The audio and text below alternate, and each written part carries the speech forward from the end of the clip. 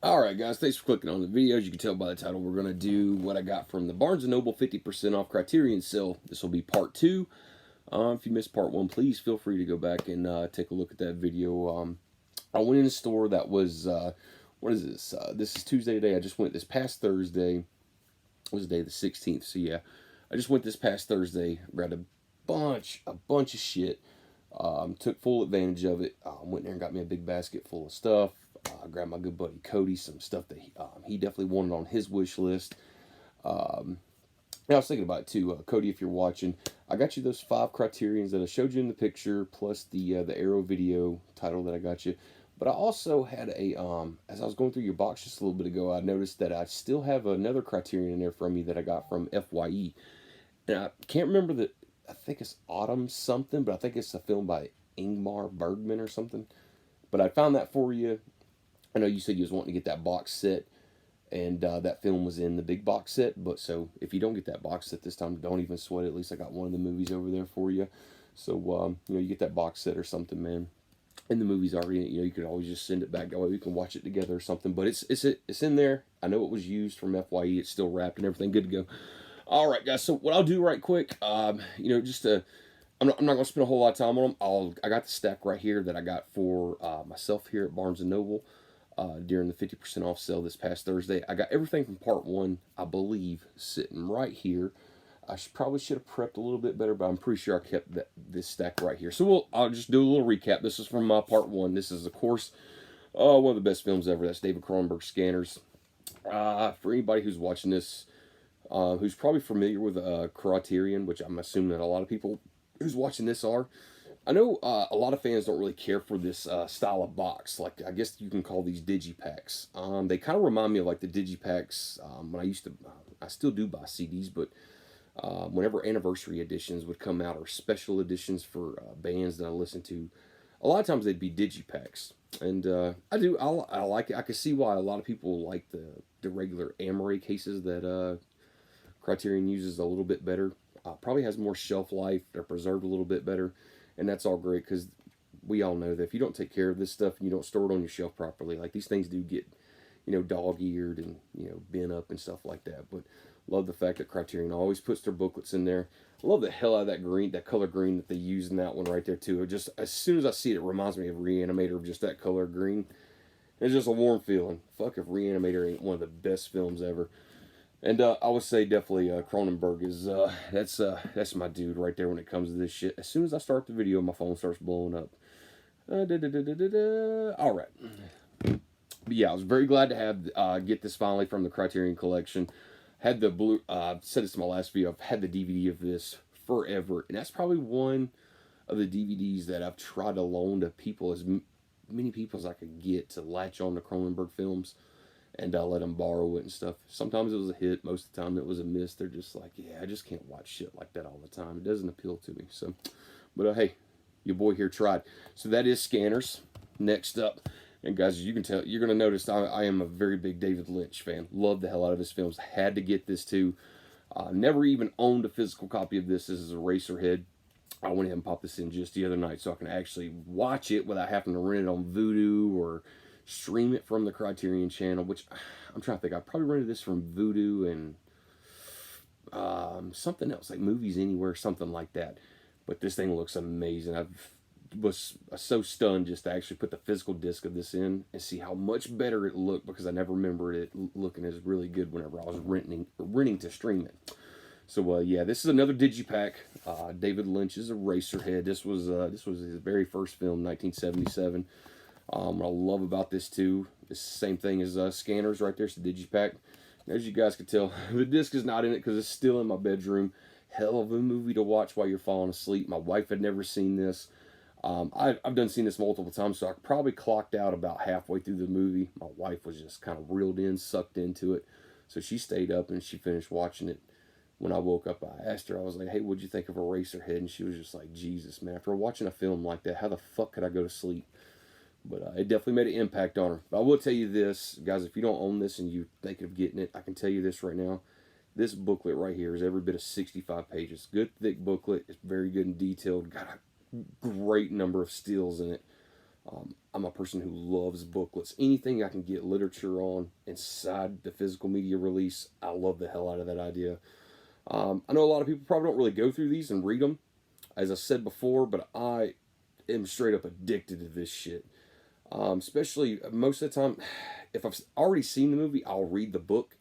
Just depends on what I have time for. I'll sit there and read the book, and then I'll go, check out the movie, check out the special features. But most of the time, if I've never seen the movie before, I'll watch the movie and I'll go straight to the booklet. Sometimes it just gives me a, better perspective of, what I've just watched, or maybe something that I was just like, I don't really understand what they were going for with that. Sometimes the booklets themselves, even if it's written by a critic, another essay journalist, whatever, it usually gives me a different, outcome, a different perspective. All right, guys. Next up from that part 1 sale, this is David Lynch's Blue Velvet, another Lynch film. I saw this just a couple months back. Cody was sending me some David Lynch, some trailers and stuff like that, and I saw that there was a couple scenes in those trailers. They were doing like a collage, and this film was in there, and it ran the title at the bottom of it, and I was like, I definitely want to check that out, and thankfully I did. I rented this and checked it out. I streamed it one night. I think I got it from Vudu or something for like $4 or $5. Can't remember if it was Voodoo or not, but I dug the hell out of it. Me and my wife both loved it. And this was like night 1 when I got back with my Criterion box. I popped this one in.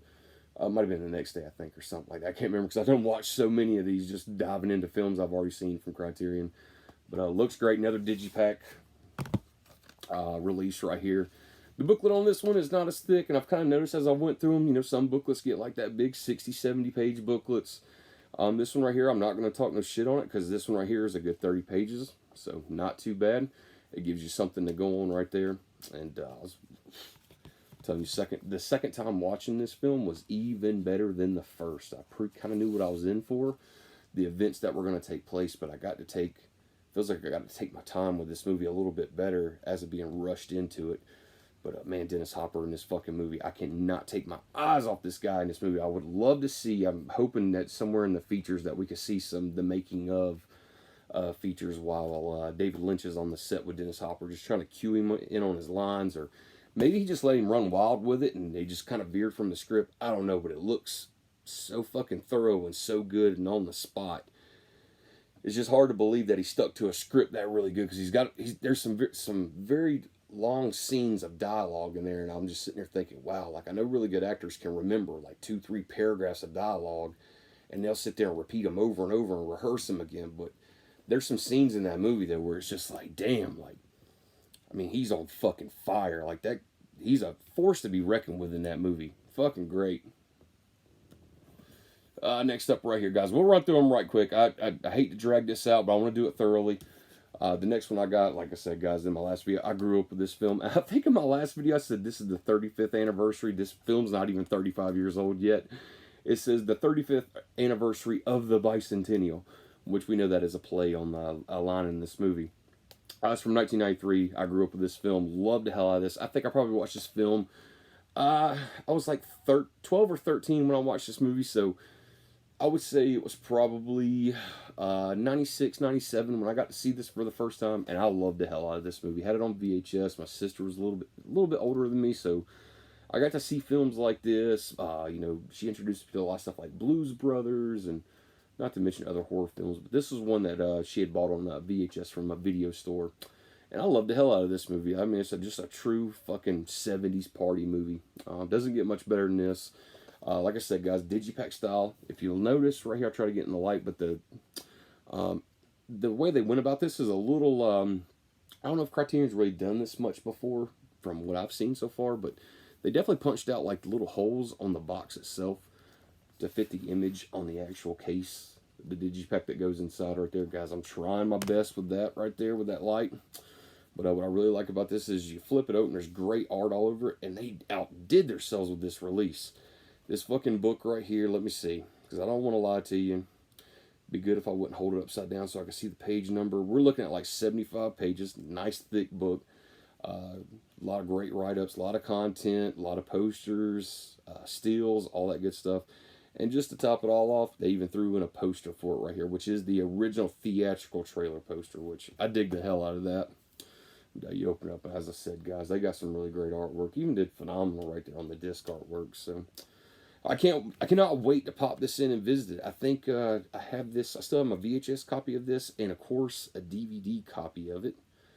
And I don't think I've ever owned this on Blu-ray. I do own a 1080p version digitally, but as we all know, the physical discs themselves always looks 10 times better of anything of what you're probably going to be streaming. I tried to prove that point to a person not too long ago, and I failed miserably. Should have been a little bit better prepared, but I will tell you guys this: even if you have let's say you own a movie digitally on Vudu or anywhere else that is 4K UHD, even if you do own it and you have the fastest internet speed in the world, let's say you're not Wi-Fi and even you're just hardline, just straight cable plugged in, you are not getting the truest representation of how many pixels you should be getting. However, the disc will always look 10 times better, and it's even a better excuse for me to use to say, I understand people don't want to collect physical media. It takes up too much room. It's very costly. It's just easier and cheaper. You can watch it on the go if you go digitally and all that stuff. Me, I want to hold it in my hand. There's a booklet. I want to read it. I want to flip the case over, remind myself what year it's from, the cast, all that other good stuff.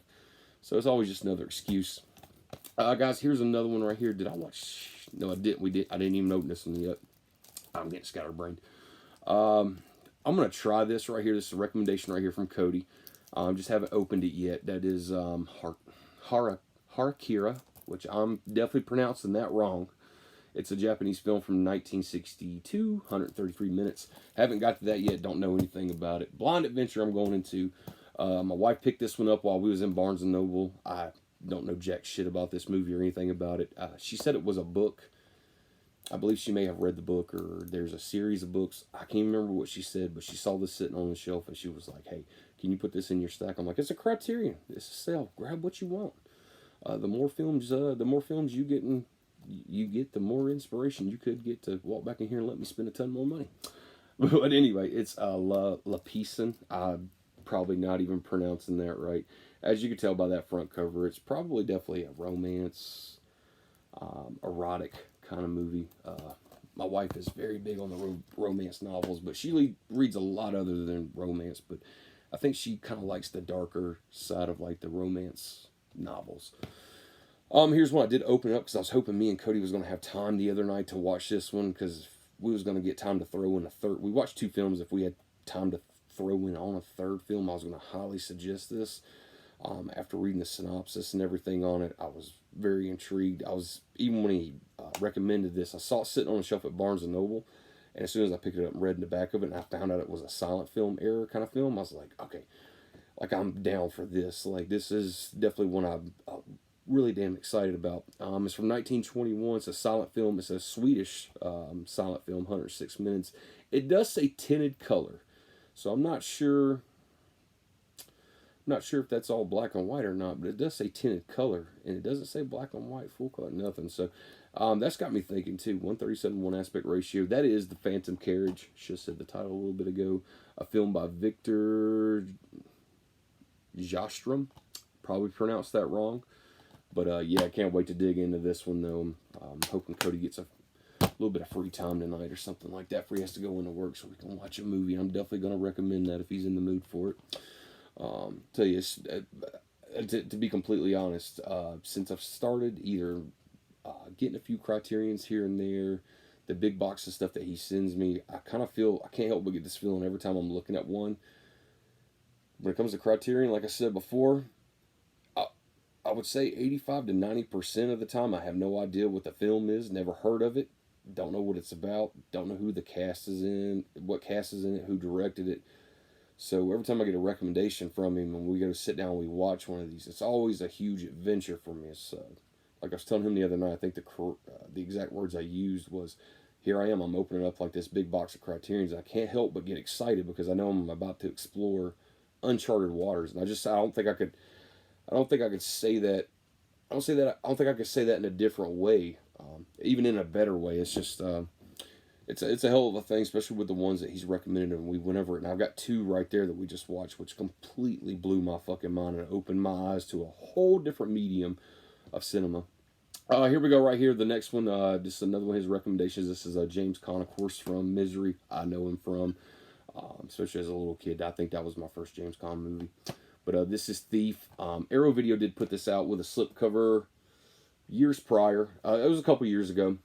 I missed my chance on that. I said that little story in my first video. And he recommended this one, and I actually saw it sitting on his shelf, and I was like, you know what, I'm going to grab this. Got a few special features on there, booklet, the whole 9 yards. From 1981. I will say this, guys, if you are watching this, you're unfamiliar with Criterion, I'll tell you one thing. I literally just watched another YouTuber do a video, and Cody had shared it with me and sent it to me, and he was like, everything he's saying is like really spot on. But the YouTuber was on his channel, and if I could remember his name, I'd give him a huge shout out right now, but unfortunately, I just can't remember it.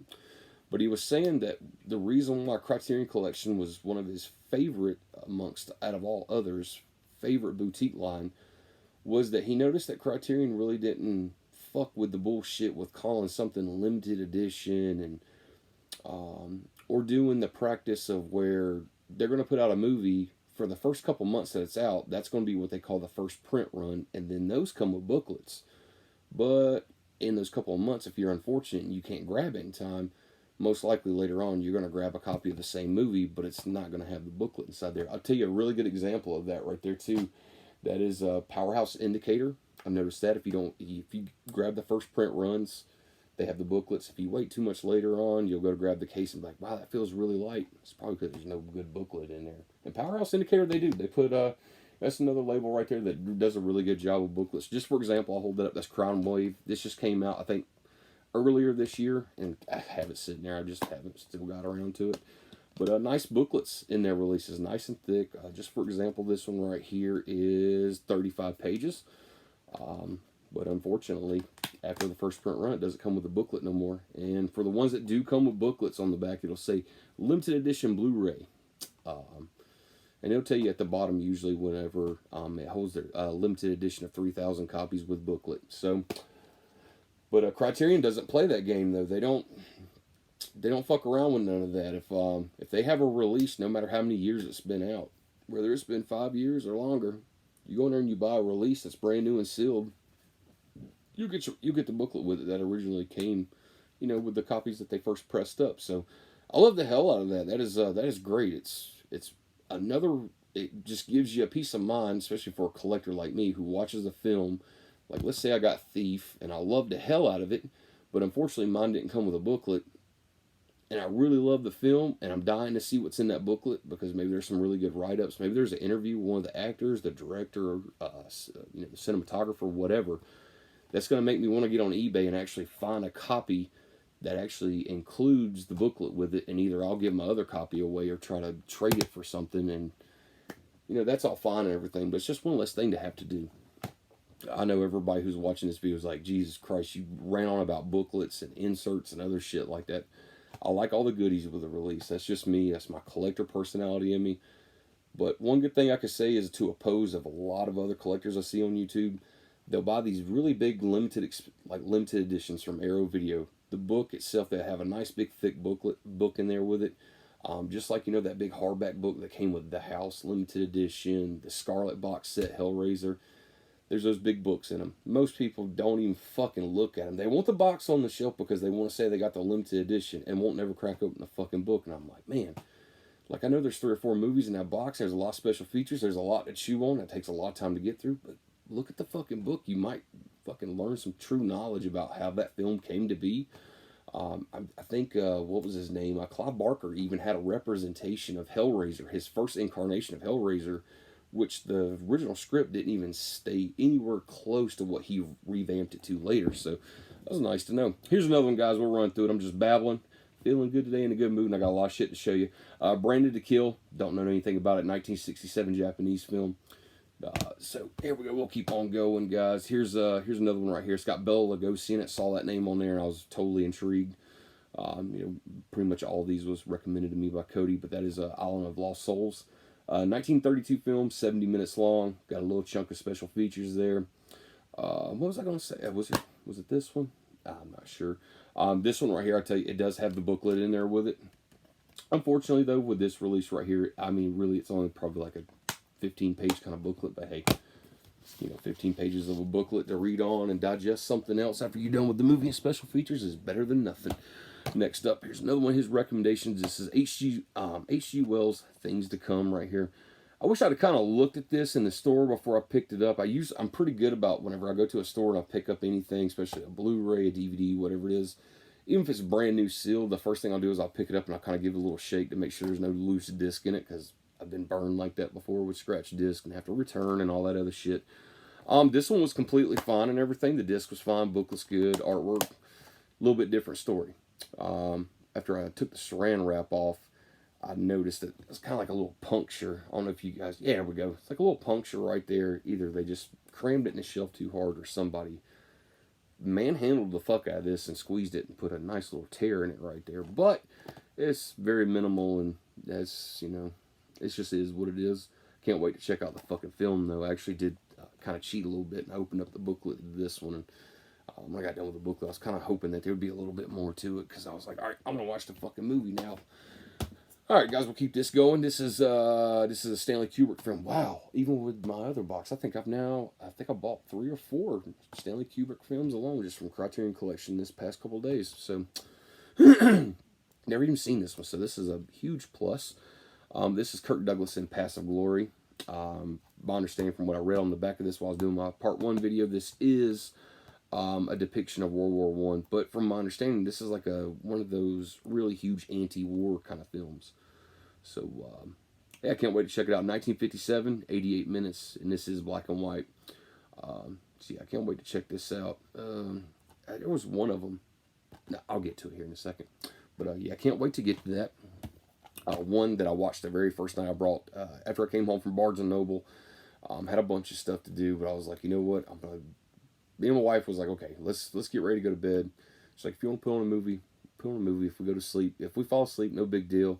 We'll watch it, finish watching it the next day. So I just happened just to pull a random movie out of the box, and it was none other than this one right here, which is Night of the Hunter. Didn't know jack shit about it. I didn't even read the synopsis, no nothing. I mean, this could have been, for all I know, I could have been grabbing a fucking film like The 120 Days of Sodom, for all I knew, to go to bed to. I had no idea. But it's from 1955, 93 minutes, black and white, and this is a fucking great flick. This right here, as soon as I popped it in, got my senses locked in on it for the first couple of minutes, it took off. Robert Mitchum in this fucking film is great. This guy is the pure tyranny of evil. The lengths that he goes through, he is the true encompass of a horror villain, basically. There's some eerie scenes in this fucking film. For anybody who's watched this, you know exactly what I'm talking about. I was even talking to Cody, and he said, believe it or not, that he had actually, obtained a copy of this a while back, and he popped it in, and for the first time, he didn't really grasp it. Didn't really find out, didn't see what all the hype was about, through the other Criterion reviewers and stuff like that. But then he said, he gave it a second go, and he was just like, I was fucking ashamed to even think that I didn't even care for that movie that much. But I can tell you, the first time I spun it, it had me locked in. I can't wait to do a rewatch of this. Guys, this one's packed. Not only does it come with a nice booklet, which I assure you I've already ran through the next day I got up. It was another one of those things where I was kind of eating my breakfast, and I was like, okay, let me go through that booklet. I think it's about 20 pages, am I right? Oh, a little bit longer, about 30 pages. And, yeah, and not to mention, guys, this is a 2-disc set. And, yeah, from what I saw, there's a good bit of special features on the first disc. There was... I was watching a few interviews right after I got done with the movie, and I know that second disc is just chock full. So I think it was disc 2. Charles Laughton directs The Night of the Hunter, a 2.5-hour treasure trove of outtakes and behind-the-scenes footage. New conversations between Git and the film critic Leonard Maltin about Charles Laughton. So yeah. That's that in itself. I think, especially when it comes to I could be wrong on this, but I've noticed that pretty much like all the single disc editions of Criterion's, like their normal releases, for the most part, those are usually priced at $40, or if you do the, Barnes & Noble 50% off Criterion sale, they're $20. But I noticed for any of the releases that's usually like 2-disc or more, like let's say if it's a 2-disc set and it's half off, then it's $25 because they retailed it for $50. There's another 2-disc set right there I got coming up. It was the same story. This one was $25 at Barnes & Noble during the 50% off sale. So I'm assuming the retail was $50. You know, pretty much everybody knows that the standard price for a Criterion is $20 during the 50% sell off. But I'm just assuming if it's multi-disc, then the price goes up a little bit. Here's another one. I'm probably going to mispronounce this name of this movie, but I got to watch this with Cody the other night, and this was a great film.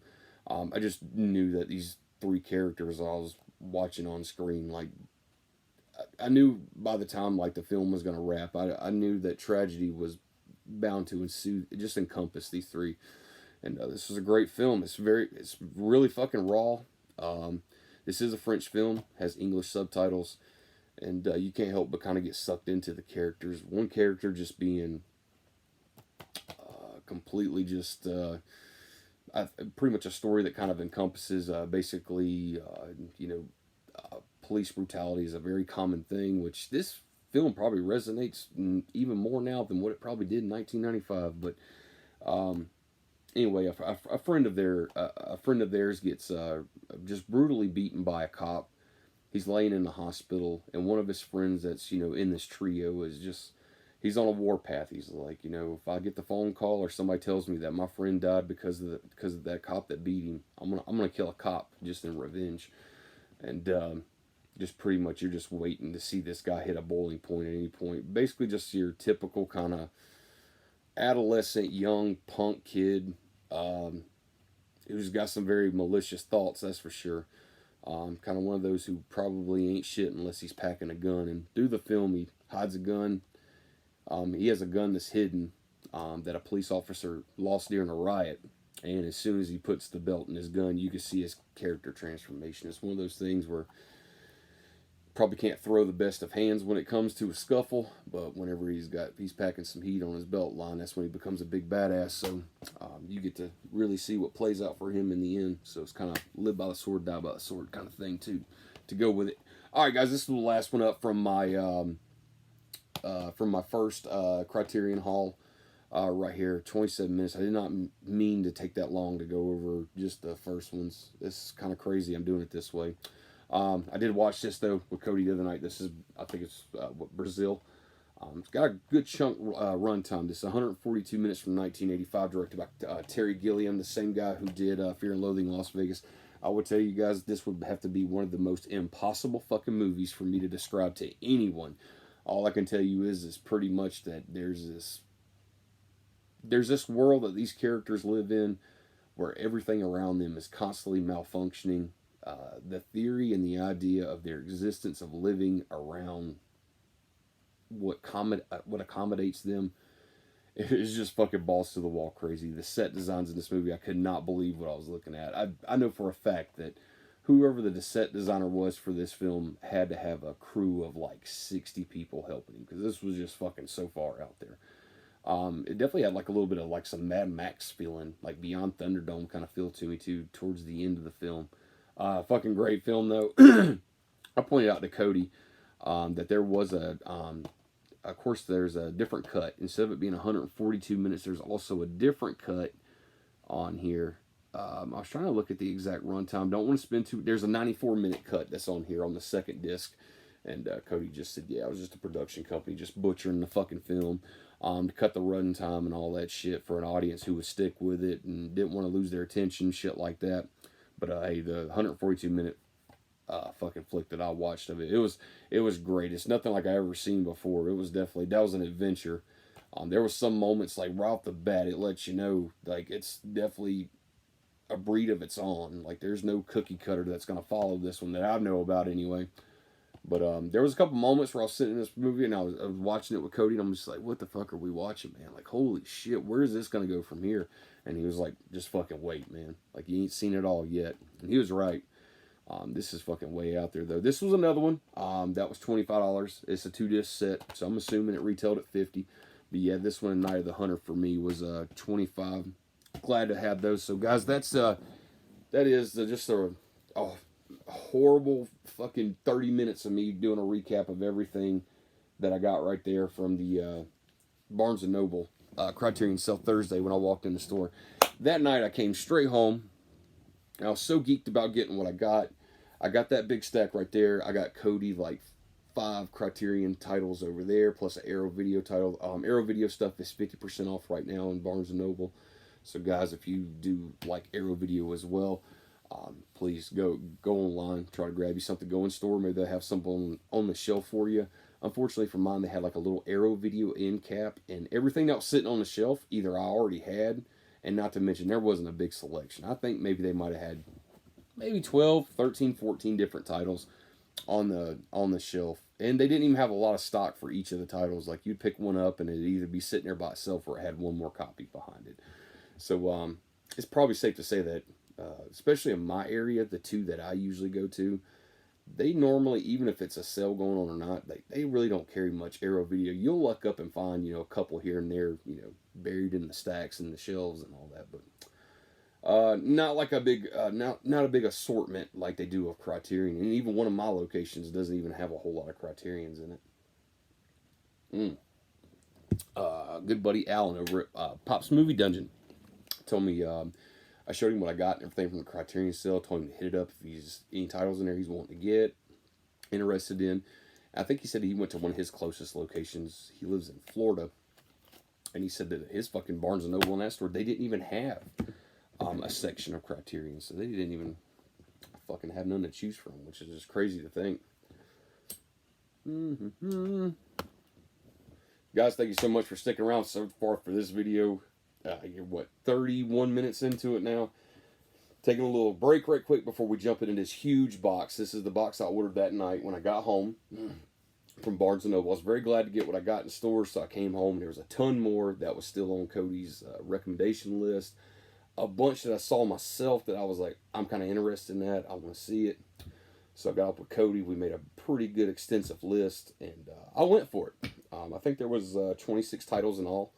I will tell you that there's 24 titles right here in this box that I just got yesterday, and I'll show you every single one of them.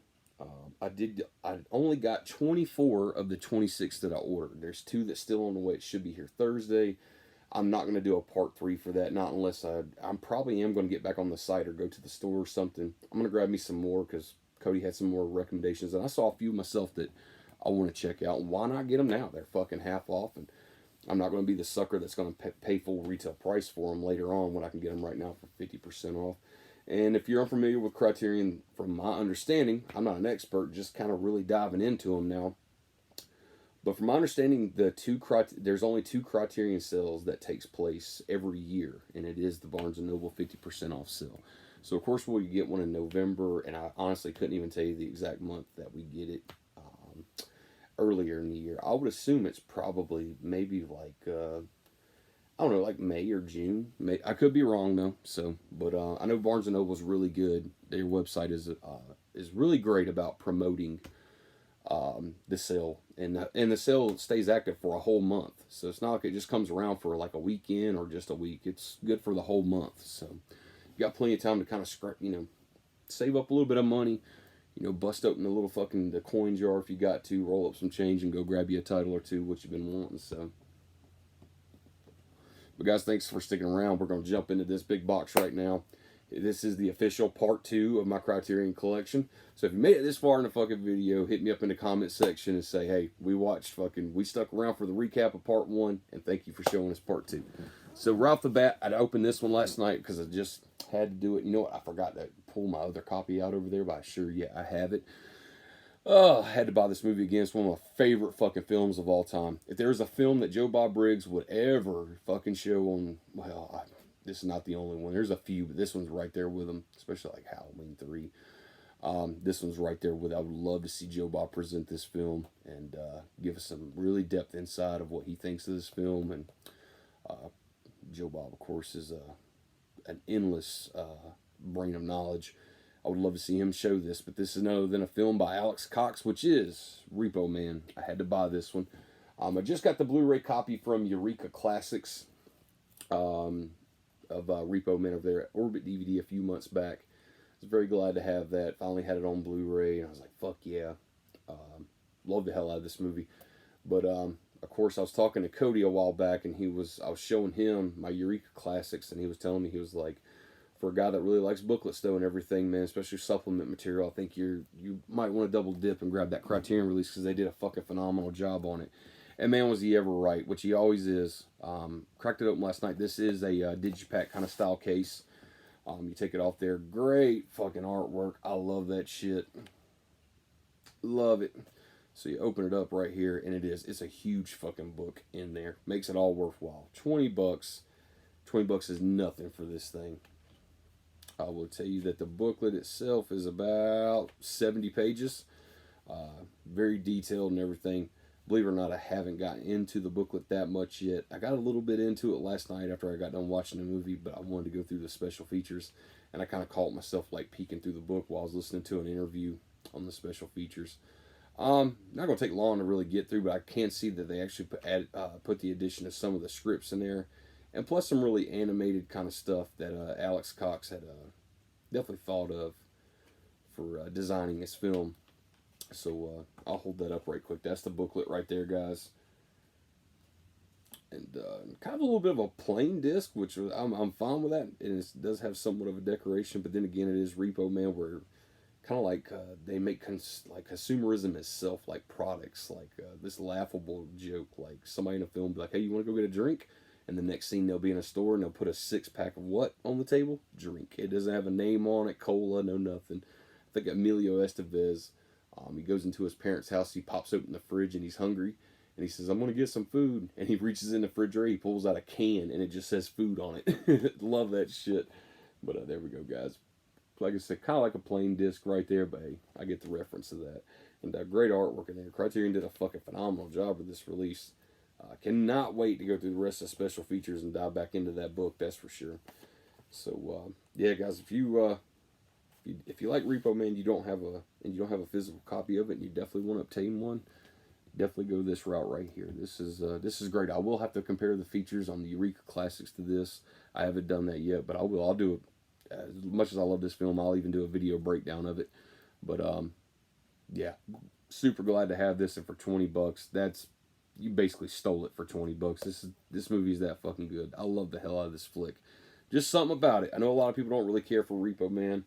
I've tried to show it to numerous people before and everything, especially, I had a pretty shitty DVD copy of it.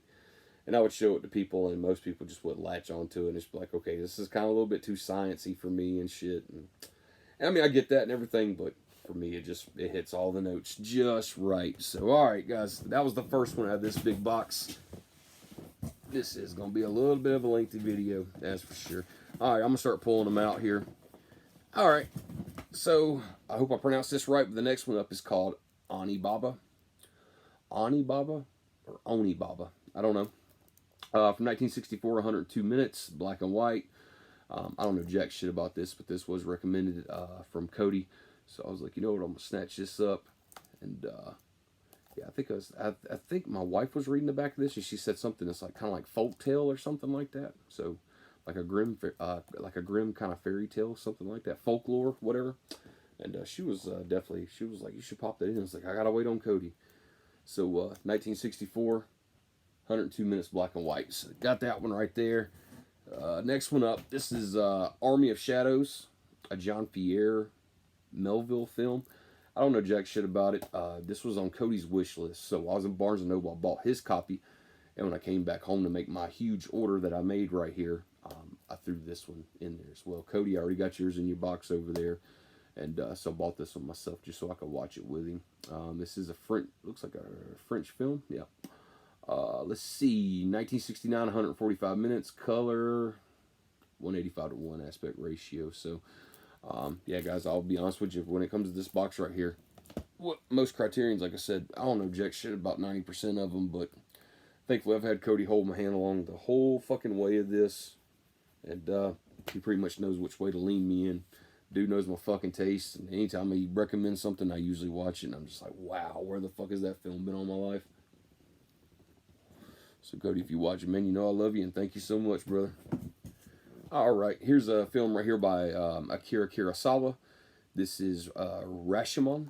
I probably pronounced that wrong. But I saw this. He had this on his shelf, too, and this was in his recommendation list that he sent me. from 1950, 88 minutes, black and white. This is a Japanese film with English subtitles. 137 to 1 aspect ratio. Got a new digital restoration. Nice chunk of features there, plus a booklet featuring an essay by film historian Stephen Prince. So yeah, can't wait to check that out right there.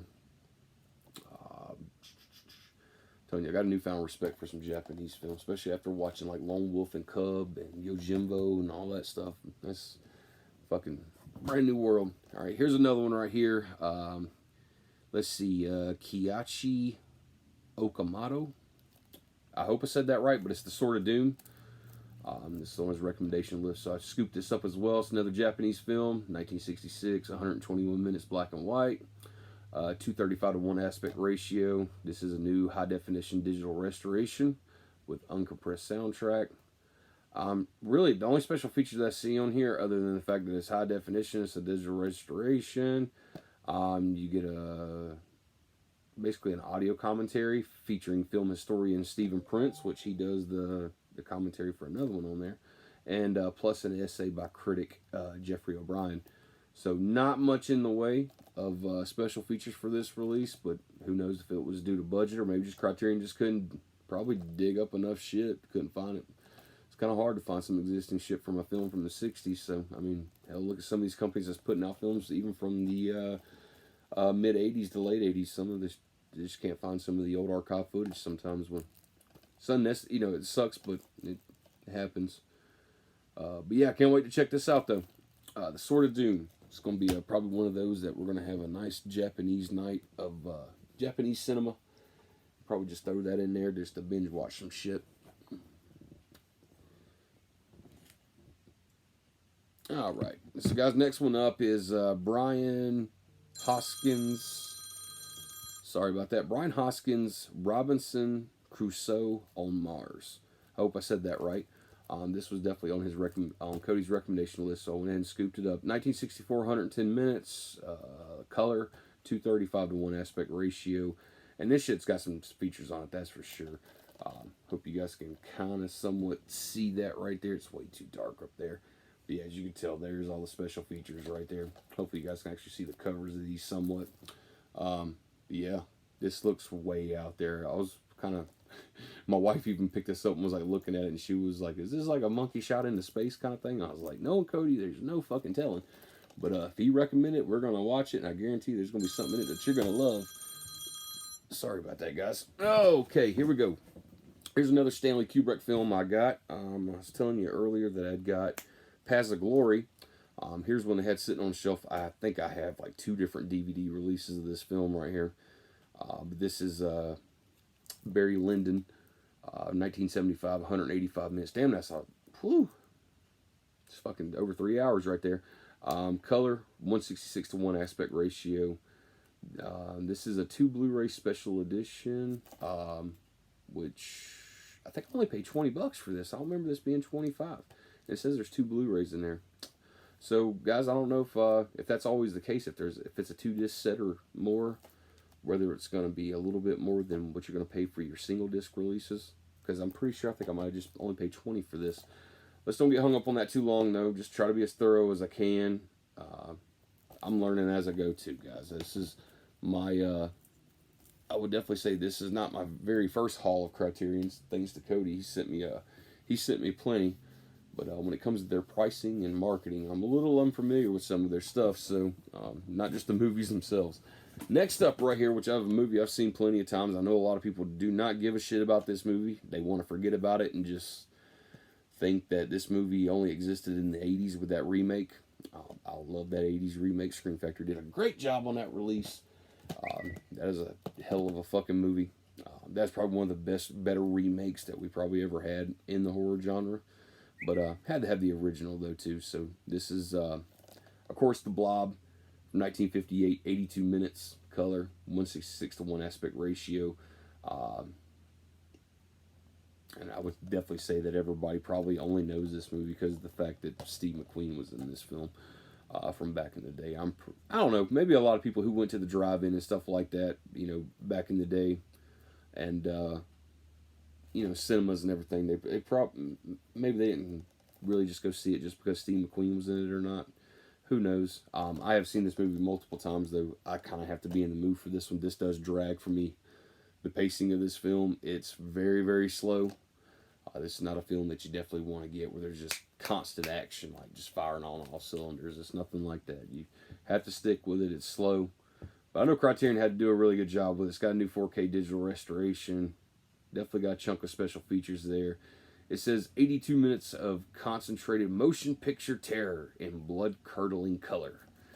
Love that little advertisement that they threw right there, like the old advertisements from back in the day. It's really cool. Kind of reminds me of like Herschel Gordon Lewis taglines and stuff like that, which HGL always had a way of marketing his films. Here we go. Next, guys.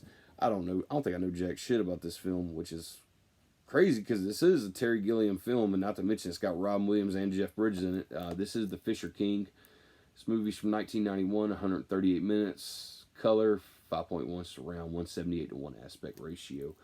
So, yeah, this was definitely in Cody's recommendation list. I think he'd sent me a picture of like maybe 13, 14, 15 Criterions he had on his shelf that was like his top picks.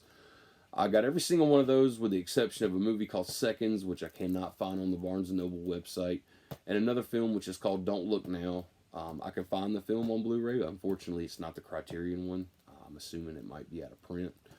And after he sent me that, then he sent me a fucking list of ones he just kind of just named off. And I did to the best of my ability of just grabbing every single thing that he had on the list. And I think I got them all, with the ones that I can't actually still get from Criterion through Barnes & Noble.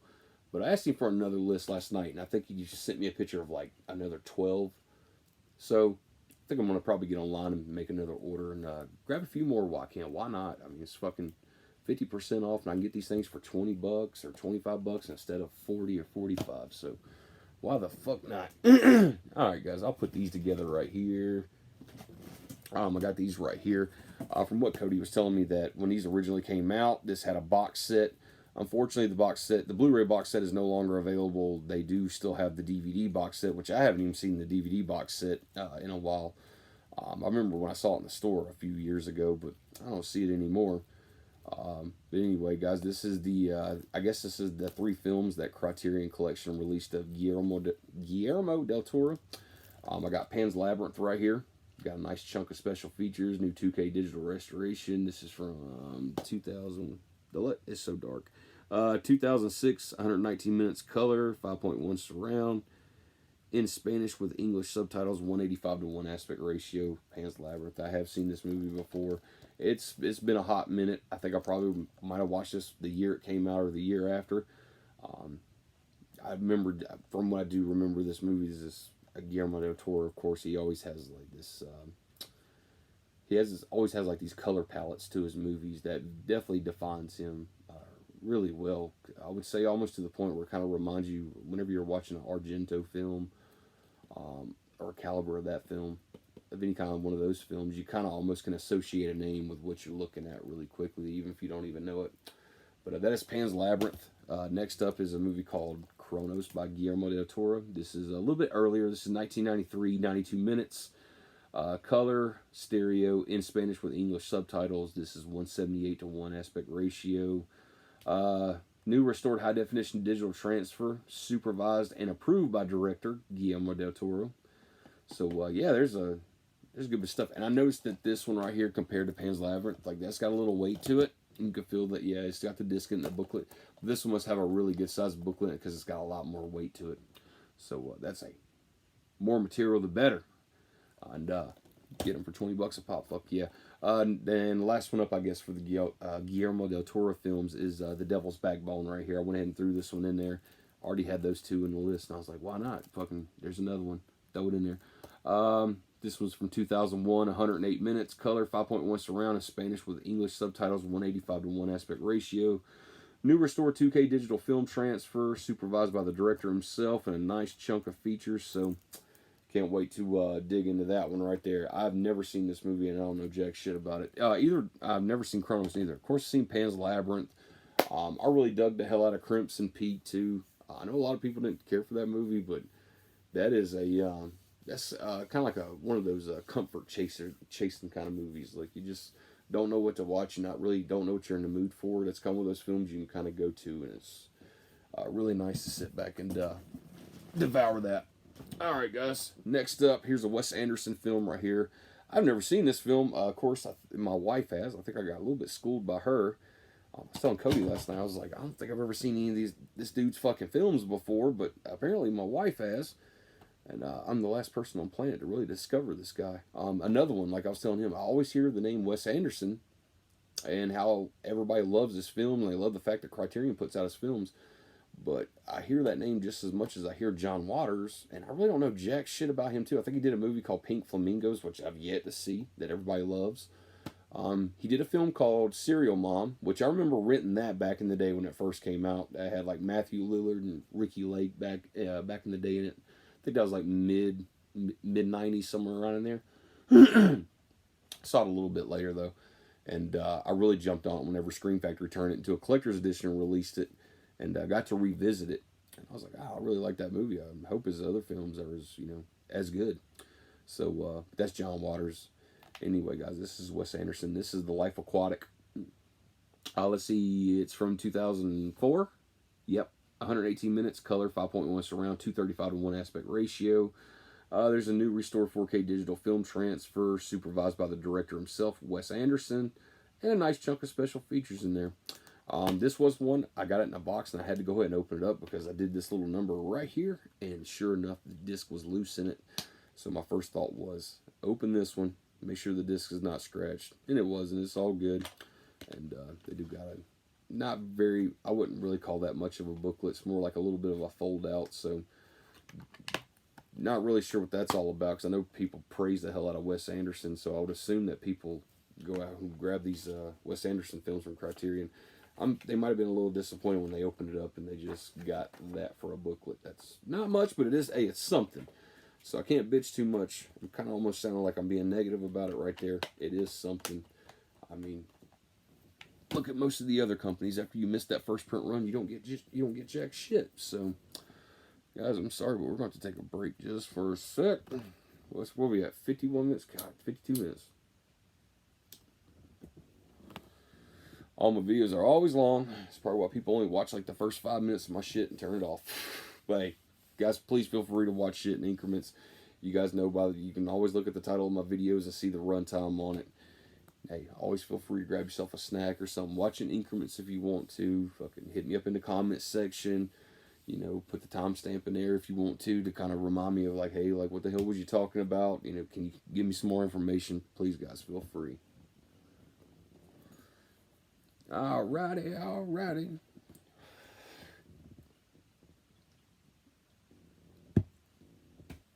Next up, a film from 1962, 78 minutes long, black and white film. None other than Carnival of Souls. I do have this on DVD. And this is one of my big gripes right here. Not particularly with this. But I did buy a couple of the Mill Creek box sets. Here and there. I will say they did a really good job on their Hammer 20 film set on Blu-ray. That looks great and got some great features. I like the layout of it. That's great. Hopefully they'll continue in that avenue. Before that came out, however, they were putting out DVD box sets. And Mill Creek was literally trying to jam like 7 or 8 movies on one DVD disc. And of course, for them to be able to do that, they had to compress the fuck out of their files. So it really took away really bad from the audio and the video quality of what you were watching. Especially if there's 8 fucking movies on a DVD disc, which is absurd. I think I even have one up there it was one of their Puppet Master ones that they did. I think it was like a 9-movie box set. And no shit, there's like 4 or 5 movies, like 5 movies on the first disc and 4 movies on the next disc. All of them look like shit. So hopefully Mill Creek picks their shit up and they keep going the route like they did with Dracula right there. I'm pretty sure more customers will buy their shit. As for their practice back in the day, though, I stay away from that shit. But anyway, Carnival of Souls, this 1962 film. I've heard Joe Bob talk about this movie before. I have watched this movie before. I watched it in that Mill Creek set. Was not very an enjoyable experience just because I had to fucking turn the volume on the TV all the way up. And the only thing I could hear was just a constant hum. And the film element that they used just looks like they just basically copied it from a fucking VHS and threw it on a disc. So not a good release at all. So I'm hoping to pop this in and get a newfound love for it and everything. So hey, at least I kept an open mind with it though, because my first experience with this was not a good one. Sure, hopefully it's not the film's fault itself. Hopefully it was just the manufacturer who was trying to put out the shit and license it. But if anybody did a good job on it, I guarantee you Criterion went above and beyond. It says new restored 4K digital transfer. And a big nice chunk of fucking features on there, so I dig that. Yeah, 1962, Carnival of Souls. I remember this had just came out like somewhere around the time like Night of the Living Dead and Silence of the Lambs, because that's like the very first Blu-ray Criterions that I ever bought. I remember seeing this sitting on a shelf at a Barnes and Noble in there. So that is Carnival of Souls. We'll keep this going here. We're going to be here all day. All right, guys. So I bought this movie Thursday night as well. I bought it for Cody, and so I went ahead and picked myself up one online. This is Ashes and Diamonds. This is a 1958 film, 103 minutes, black and white. It's a Polish film, 166 to 1 aspect ratio. It has a new 4K digital restoration. I don't know jack shit about this movie. That's for sure. I don't know jack shit. But this was one of the first. This was one of the couple ones that they actually had on the shelf at Barnes and Noble, and I actually took a screenshot of his wish list, and that bitch was sitting right on there. So I picked it up, and put it in the basket, and I was like, "Fuck yeah, I got him a nice little haul here." So I think I got what that night I gave him with the Breakfast Club. Yeah, it was 5 Criterions and 1 Arrow video, plus I got another Criterion there from FYE. So Ashes and Diamonds, had to grab that so I can give it a spin with him. Oh, I'm gonna fuck up the name of this one, but I'm gonna try it. I would assume that's Quaden. I don't know. I tried. Masaki Kabashi. That's the director's name. Picked this one up. I did look on YouTube at this one right here. It was months back. I'm seeing what this was all about. This is a Japanese film. From what I saw the trailer of it, it definitely had my attention. So I was like, you know what? Like, I'm definitely going to grab this one. 1965, 183 minutes. Like I said, guys, it definitely is a Japanese film with English subtitles. 235 to 1 aspect ratio. And, yeah, I can't wait to... This is going to be, complete blind... Going in completely blind, but I'm sure it'll be a nice fucking adventure. So, I've heard some really great things about this. Not so much from Criterion reviewers, just fans of the movie itself. Like I said before in my other videos, I really don't... With the exception of maybe 1 or 2 YouTubers who actually cover Criterion hauls and stuff like that they pick up during the sales, I don't really fuck around with Criterion YouTubers too much. They tend to get a little too snobby for me. Anyway, next up, guys, I do have the Arrow video release of this, the first print run they did that had both these films in it with the booklet. But I had to get the Criterion one as well, just to see if there's anything different, whether it's the transfer, the special features, you name it. This is more than worth a double dip for me. If I ever find that Arrow video steelbook that they did, even though I have the Amaray case, the first print run booklet, I will buy the steelbook as well. I love both these fucking films. This is the shit right here that definitely made a huge fucking impact on Quentin Tarantino, and you can definitely tell it as you're watching these movies. That's none other than Lady Snowblood and Lady Snowblood, Love Song of Vengeance. Both these fucking movies, I couldn't recommend them enough. This was, I walked into these completely blind, only knowing that, hey, Quentin Tarantino loved the hell out of both these films. He basically based Kill Bill pretty much off of these films, with some other inspirations. Let me see. I got that Arrow video in one day, came back in here, popped the first movie in. Was in love immediately. Loved the violence in it. Loved the story of it. Great revenge story. Got to the second film. Loved that one as well. And knew nothing about it. And that was completely... that was a double feature, complete blind double feature adventure right there, which I just loved the hell of it. Never forget that memory. Anyway, guys, the first Lady Snowblood film is from 1973, 97 minutes, color in Japanese with English subtitles, 235 to 1 aspect ratio. The second film, Lady Snowblood, Love Song of Vengeance, that's 1974, so right after, the year after. 89 minutes, a little bit shorter by 5 minutes. Color, Japanese, of course, with English subtitles, 235 to 1 aspect ratio as well. Not so much as the special features on here, but they do have a new 2K digital restorations of both the films. They got new interviews with Kazuo Kawaki, the writer of the manga that inspired the films and screenwriter. Nuoro Asada, trailers plus English subtitle translations, plus an essay by critic Howard Hampton. I would have loved to have flipped this over on the back for the special features and see an interview with Quentin Tarantino on that. That would have been a fucking, that'd have been a fucking a huge deal for me for sure. But I'm sure everybody knows that whenever you listen to Quentin Tarantino in an interview, he'll say, well, my favorite movie is this. My favorite movie is that.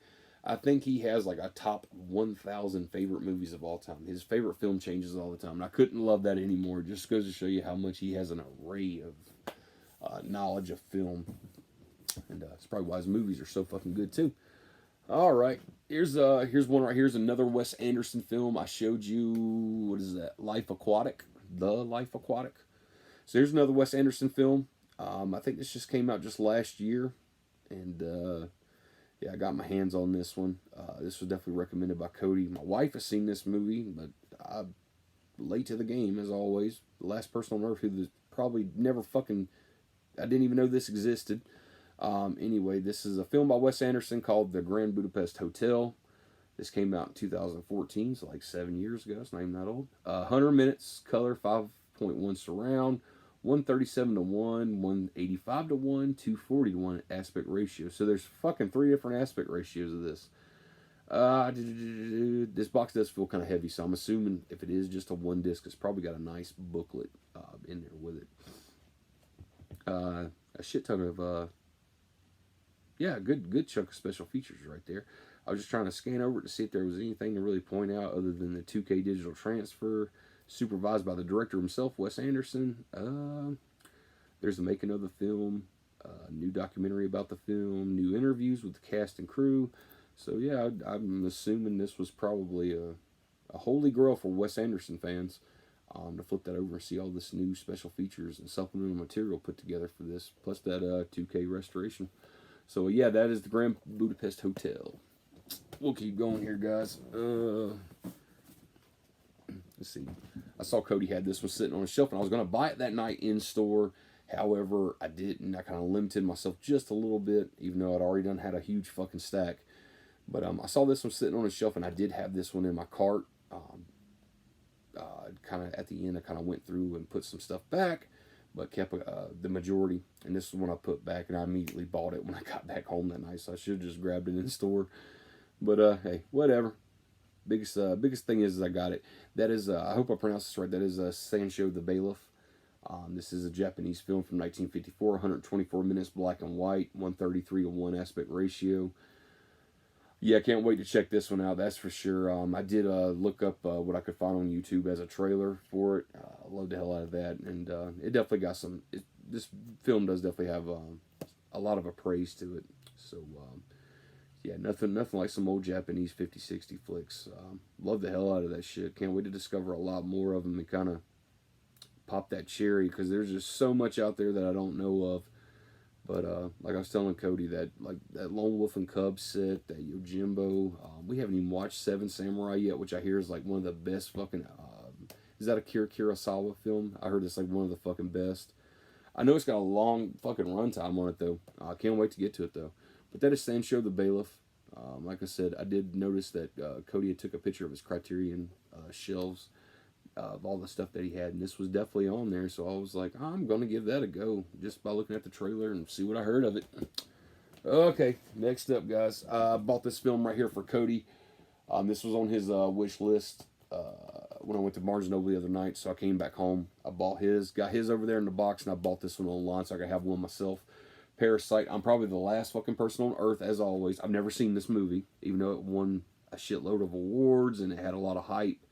And it just came out like 2 years ago, what, 2019? Yeah, 131 minutes, color, Dolby Atmos, in Korean with English subtitles, 239 to 1 aspect ratio. New 4K digital master, which the movie just came out in 2019. I'm sure it's not going to look shitty, that's for sure, especially with all the technology we have compared now to what we did then. This is a 2 Blu-ray special edition. I will tell you this was only $20. So maybe that's not the case where if it's a multi-disc that they raise the price up on it. Maybe it's just Night of the Hunter and Brazil just happened to be $25. I don't know. Anyway, Gonna print. I'll try this. A film by Bong Joon-ho. Bong Joon-ho. But anyway, yeah, can't wait to check it out though. I've heard nothing but great shit about it. Even my wife is like, I can't believe we haven't watched this movie yet. How much hype have we heard about that fucking thing? So Cody, I got your Parasite over there in the box. Got mine right there. So now we both got it. Same story again. Bought this one for him right here. It's a David Lynch film. I got his copy over there at Barnes & Noble. They only had one on the shelf, so I threw it in his box. And when I got back home and did my order that night, I ordered myself one. Like I said, guys, another David Lynch film, The Elephant Man. Fucking Anthony Hopkins in this 1980, 123 minutes black and white, stereo, 235 to 1 aspect ratio, new 4K digital restoration. Yeah. Fucking super glad to have that, though, especially when it comes to Lynch, man. I love the hell out of David Lynch. Love his films. They're bizarre. I could probably understand why a lot of people, that's not one of their favorite directors, and his films don't really appeal to them. But you can't help but admit that his fucking films are bizarre, and they will hold you hostage while you watch them. That's for sure. You're gonna try to fucking dissect it and find out what it's about. And David Lynch knows how to get under your fucking skin. I say David Lynch can get under your skin just like David Cronenberg can with body horror. That's for sure. There's always like this fucking parasite or something that we can't see that's just fucking with us. I do know that it's been long ago. What was that? John Hurt. Am I thinking of that right? Never mind. I'm not gonna say that because I don't even know if that's true. But anyway, glad to add this to the collection. Though this is another one that was like only $20, and I was glad I got that one for Cody and got that one for myself as well. So next one up, and here's another Kubrick film. So I think this is like, goddamn, I bought a good bit of Kubrick, didn't I? I think this is like the 4th Kubrick film that I bought. This is Dr. Strangelove, or How I Learned to Stop Worrying and Love the Bomb. I saw trailers of this. I've saw clips throughout many years. I think this is almost to the point where it's almost kind of embedded into pop culture. I don't say that in a negative way. I don't even like to say pop culture that much. But from 1964, 95 minutes, black and white, 166 to 1 aspect ratio. And there's a ton of fucking features on here. Restored 4K digital transfer. There's alternate soundtracks. Wow, that's pretty cool they did that. Okay. Just chunk of features right there. So very glad to get that one right there. This is, I should have said this too. I think when I started this video, I started out with Repo Man, which is kind of like in those digibooks style kind of cases. Dr. Strangelove is too as well. It's kind of like that digibook. And these right here, the past 4 that I held up, those are all digi-style books, which that is the Grand Budapest Hotel, Sancho the Bailiff, Parasite, and Elephant Man. So if you're unfamiliar with those or anything, or that could be a problem for you on what you collect and you don't like digipacks or something, I will tell you that the ones I did find of those right there that got sent to me and plus on the shelf, those are digipack style. So got those right there. What was that? I showed you Days of Confused. That was another digipack. Blue Velvet, Racerhead. So they do have quite a few in that kind of style. Alright guys, here's one right here that Cody recommended. My wife has read this book. My wife wanted to see this movie now for a good chunk of time. And I told my wife, I was like, they have it here on Barnes & Noble. It's the Criterion sale. We're going to grab it. Let's grab it now. Even though I'm kind of really not looking forward to watching this movie. I've heard some shit about this movie. And you know what? I'm not the biggest fan of like the... I'm all for like the video nasties and shit like that and stuff. But there's a certain kind of point. I don't try to draw a line in the sand when it comes to what I'm going to watch, what I'm not going to watch. I've just heard some really rough shit. I remember my wife had this book laying out on the table. I picked it up one day and just thumbed through a few pages of it, and I was just like, Jesus Christ, man, what the fuck is she reading? I even told my wife, too, I was like, don't leave this book just laying around where one of our kids could, like, walk in and pick the book up and start reading it. But that is Salo, or the 120 Days of Sodom. They did have this one on DVD at Barnes & Noble in the store, but they didn't have the Blu-ray. So I come home, they actually had the Blu-ray on the website. So I went ahead and grabbed it. Fucking nice weight to this box, that's for sure. Got a big chunk of special features right there. This is from 1976, 116 minutes color.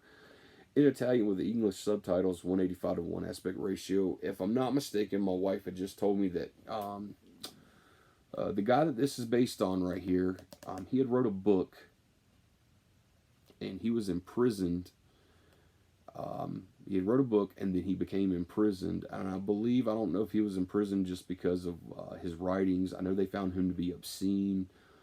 He was legally pronounced insane and all this other shit that she was telling me.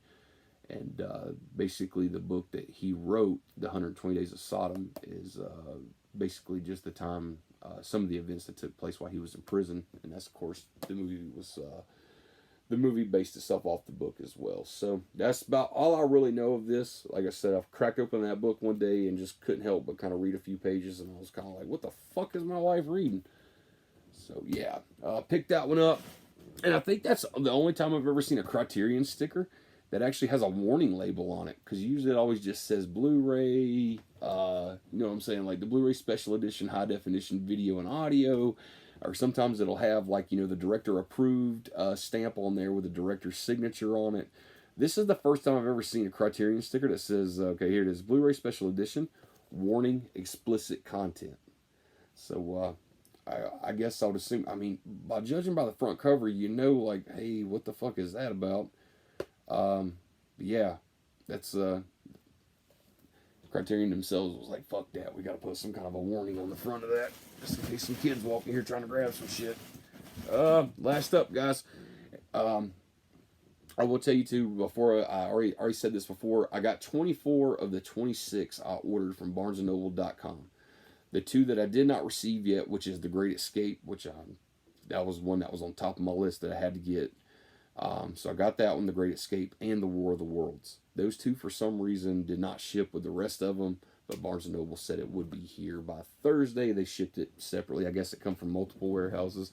But it was nice to see them get like 24 of the 26 all in one big fucking box. I went to go pick this up from the post office, and I was like, shit, I ordered some stuff. Here we go right here. Last one up, guys, and it happens to be a box set. That is the last one, right? Yeah, it is. It's the last one. So last up here is the box set. Cody highly recommended this one right here. This was a little pricey. I think this is the most expensive Criterion release that I bought in store or online. That's for sure. 100%. I think I paid $62.99 for this. So, hey, at 50% off, at least I got to save a good chunk of dough. So I'm assuming this probably retails somewhere like 120 or 125 bucks. So I got mine for $61.99, $62.99, something like that.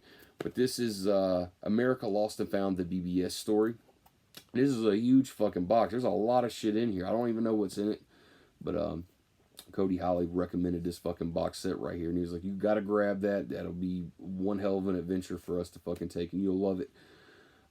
So I'll take a look right quick, but that's 1, 2, 3, 4, 5, 6, 7. Is that 6 movies in a documentary, or maybe 7 movies? I'll go over it right quick. Don't want to kill too much of you guys' time, but the Criterion Collection, a continuing series of important classic and contemporary films, presents America Lost and Found, the BBS story. Blu-ray edition. The first film is Head. Director Bob Rafelson. It's from 1968, 85 minutes, 178 to 1 aspect ratio. Easy Rider, Dennis Hopper. I swear I've seen that movie before, but damn it, has it been so long ago. I think my uncle showed me that movie one time when I was a little kid. But that's Dennis Hopper directing this one. 1969, 95 minutes, 185 to 1 aspect ratio. 5 Easy Pieces, directed by Bob Rafelson. Okay, so there's 2 Bob Rafelson films right there. Let's see, 1970, 98 minutes, 185 to 1 aspect ratio. Drive, he said, directed by Jack Nicholson. I've never seen that, that's for sure. It's from 1970, 90 minutes. Color, 185 to 1 aspect ratio. Safe Place, directed by Henry Jaglorn. Yeah, Jaglorn. 1971, 92 minutes. Color, 185 to 1 aspect ratio. The Last Picture Show, directed by Peter Bogdanovich. I've heard that name before. Peter Bogdanovich. 1971, 126 minutes, black and white, 185 to 1 aspect ratio. And the last film here, it looks like The King of Marvin Gardens, directed by Bob Rafelson. So there's 3 films in here directed by Bob Rafelson. So from 1972, 104 minutes, color, 185 to 1 aspect ratio. So let me see what we got there. That's 68, 69, 70, 70, 71, 71, 72. So 68 to 72. Let's see. Head Easy Ride. Head Easy Rider, 5 easy pieces. Drive, he said, A Safe Place. The Last Picture Show. The King of Marvin Gardens. So, yeah, that's not bad. 7 films for 62, 63 bucks. It's not fucking bad at all. That's a lot of shit. I will say this, I guess, during the shipping, because I'm assuming that case is a little flimsy. It's definitely not like a rigid case. Sorry about that, guys. I think my box took a little bump right there while it was being shipped to me. It's got a little bump on it. Nothing big. That's very minimalistic. And I could probably even take that little wrinkle out once I take all the movies out and kind of flex it out just a little bit. It'll probably pop right out. So I ain't really worried about that. But very fucking heavy box set. This thing feels like it's definitely loaded. I don't see a book in there. It just looks like there's a digipack for each one of the films that pull out. I could be wrong. There could be booklets inside those. I'm not really sure. That is a nice presentation from Criterion, although I would prefer the rigid boxes. I'm not going to get into that because I ain't trying to say negative shit, but I do like the rigid cases. We can all probably admit to that. They have more sustainability, life sustainability, last longer on the shelf. Look, it's a better packaging, presentation, the whole 9 yards. And yeah, the box right there, I can tell that all the movies are housed in with those digipacks. Looks very flimsy. But yeah, it says there's 7 movies, and it looks like there's 1, 2, 3, 4, 5, 6, 7 of the digipacks. Oh, no. Hold on a sec. I might have did that wrong.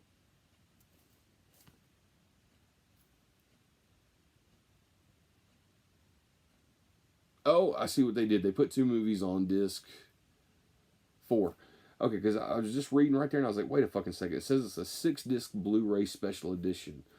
So I was counting the 7 cases right there, and I was like, well, that's a movie for each case, but it's not. They put looks like Drive, he said, in A Safe Place on the same disc, or maybe there's just maybe they put it on the same disc, and there's the last, what I thought was a digibook is an actual book, and it's America Lost and Found, the BBS story.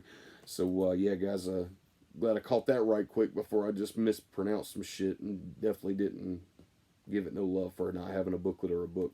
That's definitely a book right there, so I'll hold that up so you guys can try to see it, but I assure you the one right there on top, that's a book. And it looks like it's pretty good thick book. I'd guarantee you that's probably a 70, 80 page plus. So can't wait to check this out though. Like I said, I know nothing of them with the exception of Easy Rider. That's been so long ago. I was a little kid when my uncle showed me that movie. Long ago. Jesus Christ. I don't remember jack shit. So this will be a brand new experience for me. I'm pretty safe to say that I've never seen any of these movies. It's kind of cool though to see that Dennis Hopper he directed a film, and Jack Nicholson right there. If that's the same Jack Nicholson I'm thinking of, and definitely they gave some love right here to Bob Raffleson. Put 3 of his movies in there. I think, what was that, Head, 5 Easy Pieces, and The King of Marvin Gardens. So they put 3 of his films out of there out of the 7 films. So they showed him some love.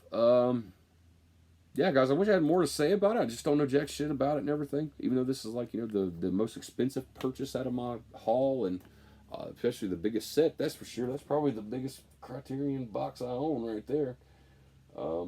Yeah, can't wait to dig into these and start checking them out. But Cody, as always, man, thank you so much, man, for always taking the time for your recommendations and putting together lists for me, and stuff like that, man. I appreciate the hell out of that, brother. Like I said before in my other videos too, I wouldn't even know where to fucking start when it comes to Criterion. Of course, me being more of the horror genre, I have most of my knowledge when it comes to the horror genre. Of course, I'd have, stuff like, Night of the Living Dead, Silence of the Lambs, Videodrome, especially like when it comes to like scanners, well, we all know that's Cronenberg, so I'd probably chase down a few more Cronenberg films and stuff like that. Just probably your average horror fan kind of collection stuff, but grabbing shit and watching it for the first time, like Lone Wolf Cub that you sent me, that was life fucking changing right there. I had a lot of fun with The Killing too. I think that's a Kubrick film if I'm not mistaken, that me and him had watched. Let's see what we got. Yeah, that's a Kubrick film. Loved the hell out of that. Brian De Palma with Sisters. I remember you recommended me getting that house too. Pretty much everything from Criterion I own, with the exception of like Fear and Loathing in Las Vegas, Night of the Living Dead, and Silence of the Lambs.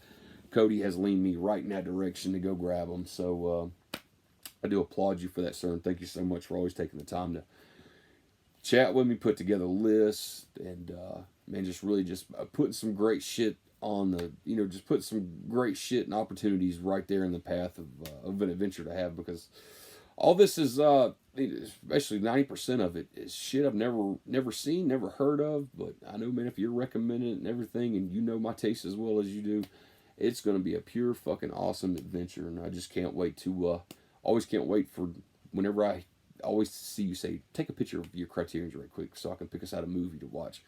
I know I'm pretty much in for a ride of going down an unexplored avenue I haven't been down yet. And I'm going to be like, holy shit, when it's all over. So, yeah, guys, that's my part. Well, I could basically say that was my part 1 and part 2 of my Criterion 50% off sale at Barnes & Noble. In store and online. Online for part 2, of course. Just got those in yesterday. Like I said, got 24 of the 26. Number, the 2 that I didn't get yesterday is supposed to show up Thursday. That's War of the Worlds and, of course, The Great Escape. I can tell you now by looking at that, it is pretty expensive to go out and grab, especially when you buy 26 at once and then you go in the store and you buy like 20 in there. It is a little expensive, but I can tell you this, it's great to know that I got some availability on the shelf to explore something new. Getting it 50% off is a big fucking perk. If I had to walk in there and buy these movies at $40 a pop, I assure you, and there was no such thing as sales, and that was the only way I can get those movies, I assure you that it would take me a while to get together one stack of those, because spending $40 a pop for a fucking movie is just a little out of reach for me. But yeah, I think that's probably going to do it for this video. I've kept you here long enough, fucking hour and 22 minutes, but guys, I did want to do a quick little recap of part 1 that wound up being almost 30 fucking minutes. I apologize for that. Guys, if you stuck around to the end of this video, thank you so much. I appreciate it. Please hit me up in the comments section. If you went out and you snagged some Criterions, hit me up in there. Tell me exactly what you got. If you bought a bunch of shit and you just don't want to list it all, maybe name one of the ones that you're most excited about that you got in your stack. If there's anything that's, in these stacks that I'm showing that I'm definitely missing, that's, like, hey, like, we saw you grab this one, but you didn't grab this one, and I think you would probably benefit from that one a lot. Feel free, hit me up in the comments section. Let's get this conversation started. And, guys, I think that's going to do it for this one. So until next time, stay safe and be careful.